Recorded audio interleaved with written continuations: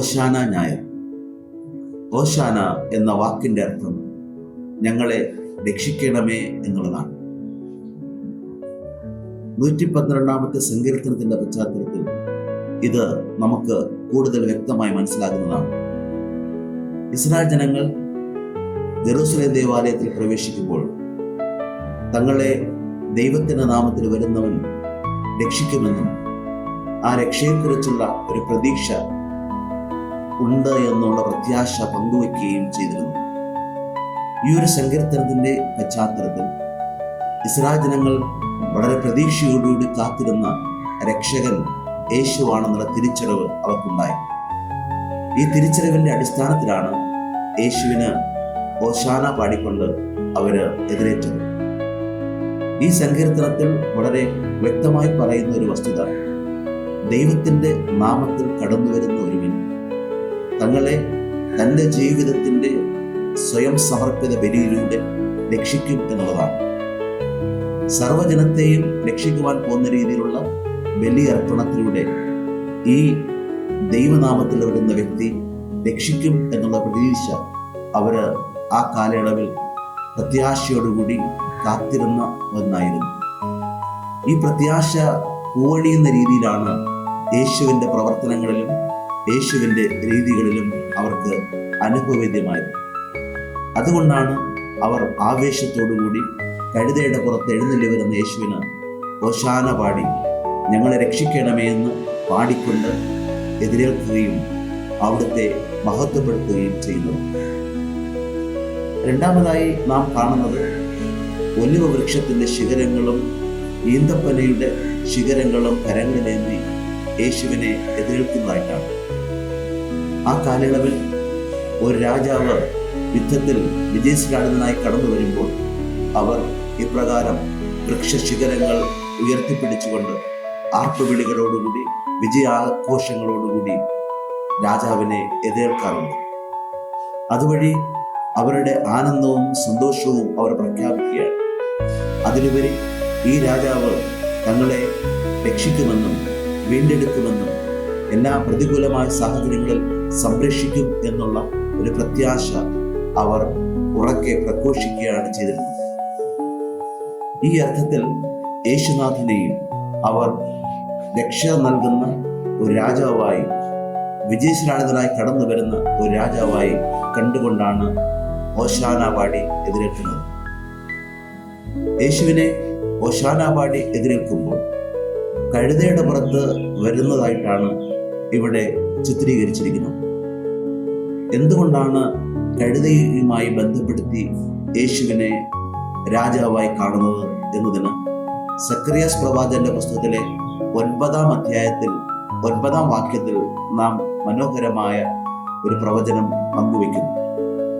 അവിടെ കഴുതയുടെ പുറത്ത് വിജയശ്രീലാളിതനായി പ്രതാപശാലിയായി കടന്നു വരുന്ന ഒരു രാജാവിനെ കുറിച്ച് പറയുന്നുണ്ട്. ഈ രാജാവ് വിനയാന്വിതനായി എളിമപ്പെട്ടുകൊണ്ട് കഴുതയുടെ പുറത്ത് വരുന്നതായിട്ടാണ് ചിത്രീകരിച്ചിരിക്കുന്നത്. സാധാരണഗതിയിൽ രാജാക്കന്മാർ കുതിരയുടെ പുറത്ത് എഴുന്നള്ളി വരുമ്പോൾ അത് വിജയശ്രീലാളിതത്തിന്റെ പ്രതീകമാണെന്നതിനുപരിയായിട്ട് ആക്രമണത്തിനും യുദ്ധത്തിനും വരുന്നു എന്നുള്ള ചിന്താഗതിയുടെ അടങ്ങിയിട്ടുണ്ട്. എന്നാൽ ഇവിടെ സക്കറിയാസ് പ്രവചിക്കുന്നതനുസരിച്ച് യേശുനാഥൻ കടന്നു വരുന്നത് കഴുതയുടെ പുറത്താണ്.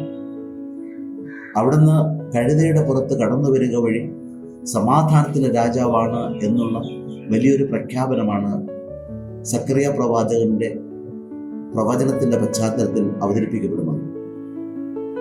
രക്ഷകനായ യേശുക്രിസ്തു കഴുതയുടെ പുറത്ത് വിനയാന്വിതനായി ജനങ്ങളുടെ ആർപ്പുവിളികൾ സ്വീകരിച്ചുകൊണ്ട് കടന്നു വരുന്നതായിട്ടാണ് ഇന്നത്തെ സുവിശേഷത്തിൽ നാം വായിക്കുന്നത്. ഇപ്രകാരം കടന്നു വരുന്ന യേശുക്രിസ്തുവിൽ ദാവീദിന്റെ വംശത്തിൽ പിറന്ന ഒരു രാജാവിനെ ജനങ്ങൾ കണ്ടെത്തുകയും ആ രാജാവിനെ അവർ അംഗീകരിക്കുന്നതിന്റെ അടയാളമായി തങ്ങളുടെ വസ്ത്രങ്ങൾ വഴിയിൽ ഉടനീളം വിരിച്ചുകൊണ്ട് രാജാവിനെ സന്തോഷത്തോടും ആഹ്ലാദത്തോടും ആർപ്പുവിളികളോടും കൂടി എതിരേൽക്കുകയും ചെയ്യുകയാണ്. ഈ രാജാവിന് അടിയറോ പറയുന്നതിന്റെ അടയാളമായിട്ടാണ് വസ്ത്രങ്ങൾ വഴിയിൽ ഉടനീളം വിരിക്കുന്നതുമായി ബന്ധപ്പെട്ട് നാം മനസ്സിലാക്കേണ്ടത്. ദൈവത്തിന്റെ രാജ്യത്വത്തെ അംഗീകരിച്ചുകൊണ്ട് ആ രാജ്യത്വത്തിന് തങ്ങളെ തന്നെ അടിയറ പറയുന്ന ജനങ്ങളെ ഇവിടെ കാണാൻ കഴിയും. യേശുക്രിസ്തു ഉപയോഗിച്ച കഴുതയുടെ പ്രത്യേകതയെക്കുറിച്ച് വളരെ വ്യക്തമായി മത്തായി തന്റെ സുവിശേഷത്തിൽ അവതരിപ്പിക്കുന്നു. തങ്ങൾക്ക് എതിരെ കാണുന്ന ഗ്രാമത്തിലേക്ക് കടന്നു ചെല്ലുവാൻ വേണ്ടിയാണ് യേശു 2 ശിഷ്യന്മാരെ ചട്ടം കെട്ടി അയക്കുന്നത്. എതിരെ വരിക എന്ന് പറയുമ്പോൾ തനിക്ക് അഭിമുഖമായി വരുന്നു എന്നാണ് അർത്ഥം. തനിക്ക് അഭിമുഖമായി വരുന്ന വ്യക്തി തന്നെ അന്വേഷിച്ചു വരുന്നവരാണ്. ഈ തന്നെ അന്വേഷിച്ചു വരുന്ന ആളുകളെ അന്വേഷിച്ചിറങ്ങുന്ന ദൈവപുത്രനെയാണ് നാം കാണുന്നത്. യേശുനാഥൻ തന്നെ അന്വേഷിച്ചു വരുന്ന ആ ജനങ്ങളുടെ ഇടയിലേക്ക് ഈ ശിഷ്യന്മാരെ അയച്ചുകൊണ്ട് അവരിൽ നിന്ന് കഴുതയെ കണ്ടെത്തി കൊണ്ടുവരുവാൻ വേണ്ടി പറയുകയാണ്. യേശു വ്യക്തമായി പറയുന്നു, നിങ്ങൾ ആ ഗ്രാമത്തിലേക്ക് ചെല്ലുമ്പോൾ ഒരു കഴുതയെ കെട്ടിയിട്ടിരിക്കുന്നതായി കാണുമെന്നാണ്. കഴുതയെ കാണാൻ തക്ക രീതിയിൽ അവിടുത്തെ കണ്ണുകളും കാഴ്ചകളും വിശാലമാണ്. ഹൃദയ രഹസ്യങ്ങൾ അറിയുന്ന, മനസ്സിന്റെ ഇച്ഛകൾ അറിയുന്ന, ഹൃദയ വികാരങ്ങൾ അറിയുന്ന ദൈവം എല്ലാം കാണുകയും അറിയുകയും ചെയ്യുന്നു. അതുകൊണ്ടാണ് യോഹന്നാൻ തന്റെ സുവിശേഷത്തിൽ വൃക്ഷത്തിന്റെ ചുവട്ടിലിരുന്ന നത്താനിയലിനെ വിളിച്ചുകൊണ്ട് നിന്നെ ഞാൻ ഇതിനു മുമ്പേ കണ്ടു എന്ന് പറയുന്നു. എവിടെയെല്ലാം കർത്താവിനെ തേടുന്ന മനുഷ്യരെ കാണുന്നു, അവിടെയൊക്കെ അവരെ അന്വേഷിച്ചിറങ്ങിക്കൊണ്ട് തന്നിലേക്ക് കൊണ്ടുവരുന്ന വളരെ ഹൃദയസ്പർശിയായ സംഭവമാണ് നാം കാണുന്നത്. അവിടുന്ന് എല്ലാം കാണുന്നു, എല്ലാം അറിയുന്നു, എല്ലാം മനസ്സിലാക്കുന്നു. എല്ലാം കണ്ടറിഞ്ഞുകൊണ്ട് അവിടുന്ന് നമ്മെ തിരഞ്ഞെടുക്കുകയും അവിടത്തോടൊപ്പം ബന്ധത്തിൽ ആക്കുകയും ചെയ്യുന്നു എന്നുള്ളതാണ് വളരെ മനോഹരമായ ദൃഷ്ടാന്തമായി ഇവിടെ അവതരിപ്പിച്ചിരിക്കുന്നത്. രണ്ടാമത്, ആ കഴുതയെക്കുറിച്ച് പറഞ്ഞിരിക്കുന്നത് ആരും ഇതുവരെ ഉപയോഗിക്കപ്പെടാത്ത ഒരു കഴുതയാണ്. കർത്താവ് തിരഞ്ഞെടുക്കുന്നത് സ്വാഭാവികമായിട്ടും പുതിയതായ വസ്തുതയാണ്. പഴയതിനെ മാറ്റിയിട്ട് പുതിയതാക്കുന്ന കർത്താവിന്റെ കരവിരുത് ഉടനീളം കാണുവാൻ കഴിയും. പഴയതിൽ നിന്ന് പുതിയതിലേക്കുള്ള പരിവർത്തനം ദൈവത്തിന്റെ രക്ഷയ്ക്ക് അത്യന്താവശ്യമാണ്. ഓരോ മനുഷ്യരും പഴയ ജീവിത ശൈലി മറന്ന് പുതിയ ശൈലി സ്വീകരിക്കുമ്പോഴാണ് ഈ രക്ഷയുടെ പന്താവിലേക്ക് കടന്നു വരുവാൻ വേണ്ടി സാധിക്കുന്നത്. അപ്രകാരം ഓരോ മനുഷ്യരും വിളിക്കപ്പെട്ടിരിക്കുന്നത് പഴയ ജീവിതശൈലി ഉപേക്ഷിച്ചുകൊണ്ട് പുതിയ ജീവിതശൈലി സ്വീകരിക്കുവാൻ വേണ്ടിയാണ്. അപ്രകാരം സ്വീകരിക്കുമ്പോൾ ദൈവത്തിന് യാത്ര ചെയ്യുവാൻ പാകത്തിൽ നാം ഓരോരുത്തരും കഴുതകളായി മാറുമെന്ന് സാരം. കർത്താവിന് യാത്ര ചെയ്യുവാൻ ഉതകുന്ന രീതിയിൽ കഴുതയായി മാറുക, കർത്താവിന് പ്രഘോഷിക്കുവാനും കർത്താവിന് രക്ഷയുടെ സന്ദേശം പകർന്നു കൊടുക്കുവാനും കഴിയുന്ന രീതിയിൽ കർത്താവിനെ സംവഹിക്കുന്ന സംവഹകാരായി മാറുക. അതുതന്നെയാണ് നമ്മുടെ ഓരോരുത്തരുടെയും ദൗത്യമായി കർത്താവ് നമ്മൾ ആവശ്യപ്പെടുന്നത്. കർത്താവിന് സഞ്ചരിക്കുവാൻ ഉതകുന്ന രീതിയിൽ പുതിയതായി തീർന്ന വ്യക്തിയാണോ ഞാൻ? കർത്താവ് സഞ്ചരിച്ചുകൊണ്ട് രക്ഷയുടെ സന്തോഷം പേറുവാൻ ഉതകുന്ന രീതിയിൽ എൻ്റെ ജീവിതം പാപഭംഗിലമായ അവസ്ഥയെ വിട്ടുപേക്ഷിച്ച് പുണ്യമാർഗത്തിൽ ചരിക്കുന്ന ഒന്നാണ് എന്നുള്ളതാണ് ഇവിടെ നാം വിചിന്തന വിഷയമാക്കി മാറ്റേണ്ടത്.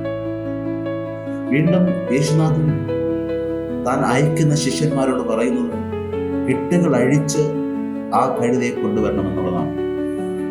കെട്ടുകളുടെ ബന്ധനത്തിന്റെ അവസ്ഥയിൽ ജീവിക്കുന്നവരാണ് മനുഷ്യരോരോരുത്തരും.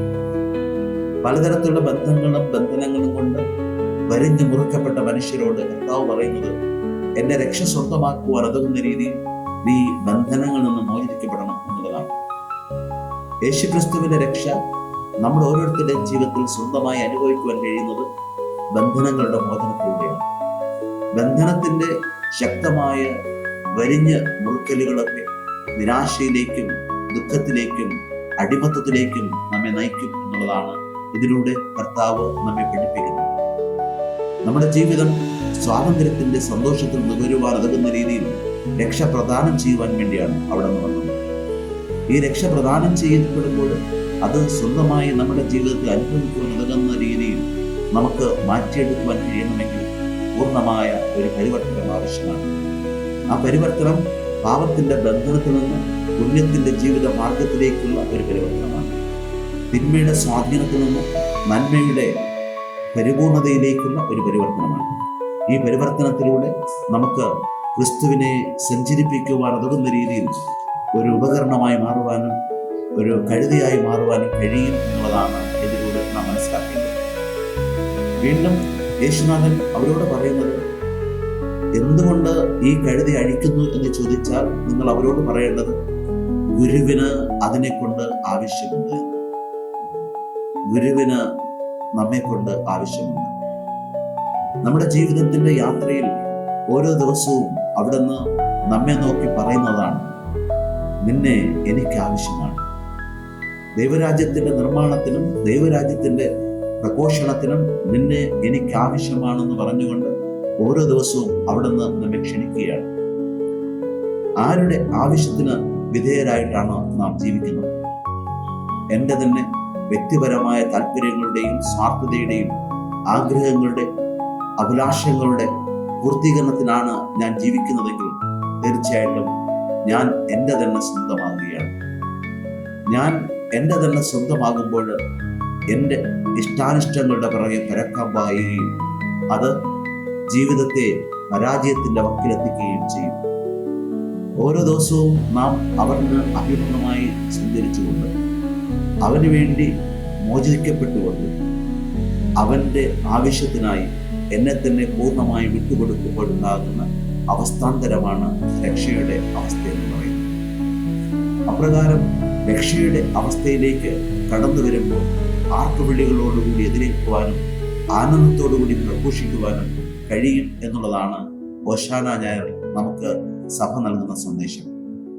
ഈ സഭാ സന്ദേശം നമ്മുടെ ജീവിതത്തിന്റെ ഭാഗമാക്കി മാറ്റുവാൻ ഉതകുന്ന രീതിയിൽ ഓരോ ദിവസവും രക്ഷയെ സ്വീകരിക്കുവാൻ പ്രാപ്തമാകുമാറ് ഈ വിശുദ്ധ വാര ദിനങ്ങളെ പുണ്യപൂർണ്ണമാക്കി മാറ്റുവാൻ വേണ്ടി പരിശ്രമിക്കും. വിശുദ്ധ വാരത്തിലെ ഓരോ ദിവസങ്ങളും ഇപ്രകാരം കർത്താവായ യേശു ക്രിസ്തുവിനെ എതിരേറ്റുകൊണ്ട് അവിടുത്തെ സ്വീകരിച്ചുകൊണ്ട് ബന്ധനങ്ങളിൽ നിന്ന് മോചിക്കപ്പെട്ടുകൊണ്ട് അവിടുത്തെ ആവശ്യാനുസരണം രൂപപ്പെടുത്തിയെടുക്കുന്ന ഒന്നാക്കി മാറ്റുവാൻ അവിടുന്ന് ആഹ്വാനം ചെയ്യുകയാണ്. അപ്പോഴാണ് അവിടുന്ന് പറഞ്ഞതുപോലെ നമുക്കും പറയുവാൻ കഴിയും, എൻ്റെ ഗുരുവിന് എന്നെ കൊണ്ട് ആവശ്യമുണ്ട് എന്ന്. ഈ വിശുദ്ധ വാരത്തിൽ എൻ്റെ ഗുരുവിന് വേണ്ടിയുള്ള ആവശ്യകത തിരിച്ചറിയാനുള്ള ദിനരാത്രങ്ങളാണ് നമ്മുടെ ജീവിതത്തിലൂടെ ലഭിക്കേണ്ടത്. ഇത് വരുന്ന വർഷത്തെ മുഴുവനും പുണ്യപൂർണ്ണമാക്കി മാറ്റുവാനും രക്ഷയുടെ പന്താവിൽ സഞ്ചരിക്കുവാനും പ്രേരമാകുന്ന ഒന്നായി മാറുന്നു.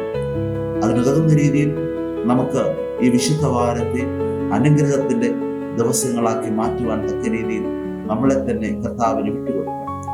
ആ വിട്ടുകൊടുക്കലിലൂടെ നമുക്കുണ്ടാകുന്ന രക്ഷ പൂർണ്ണമായും ആസ്വദിക്കുവാനും അനുഭവിക്കുവാനും ദൈവത്തെ അതിലൂടെ മഹത്വപ്പെടുത്തുവാനും നമുക്ക് കഴിയണം.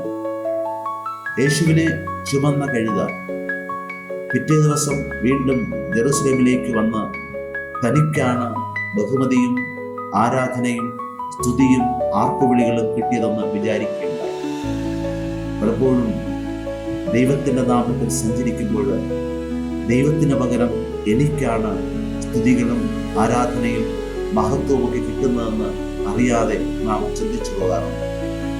അങ്ങനെയുള്ള ചിന്തകളൊക്കെ മാറ്റിവെച്ചുകൊണ്ട് ഞാൻ യേശുവാകുന്ന ദൈവപുത്രനെ സ്വീകരിക്കുവാനും സഞ്ചരിപ്പിക്കുവാനും ഉതകുന്ന രീതിയിലുള്ള കഴുതയാണെന്നും എല്ലാ മഹത്വവും എല്ലാ സ്തുതികളും ആരാധനയും ഞാൻ വഹിക്കുന്ന എൻ്റെ ഗുരുവായ യേശുവിനാണ് നൽകേണ്ടതെന്നുള്ള തിരിച്ചറിവ് ഈ ദിവസങ്ങളിൽ സ്വന്തമാക്കുവാൻ വേണ്ടി നമുക്ക് പ്രാർത്ഥനയോടുകൂടി നമ്മുടെ മക്കളെ മടക്കാം. കർത്താവായ യേശു ക്രിസ്തുവിൻ്റെ പീഡകളെക്കുറിച്ച് ഓർമ്മിക്കുമ്പോഴും സഹനത്തിൻ്റെ യാത്രയെക്കുറിച്ച് അയവിറക്കുമ്പോഴും നമ്മെ തന്നെ പൂർണ്ണമായും വിട്ടുകൊടുക്കുന്ന രക്ഷയിൽ പൂർണ്ണമായും നവീകരിക്കപ്പെടുന്ന ഒരു പന്ഥാവ് രൂപപ്പെടുവാൻ വേണ്ടി പ്രാർത്ഥിക്കുകയും സമർപ്പിക്കുകയും ചെയ്യാം. ഉദ്ധിതനായ തമ്പുരാൻ നമുക്ക് പ്രചോദനമായി എപ്പോഴും രക്ഷ പകരുന്ന അനുഗ്രഹത്തിന്റെ പന്താവിൽ ആനയിക്കട്ടെ.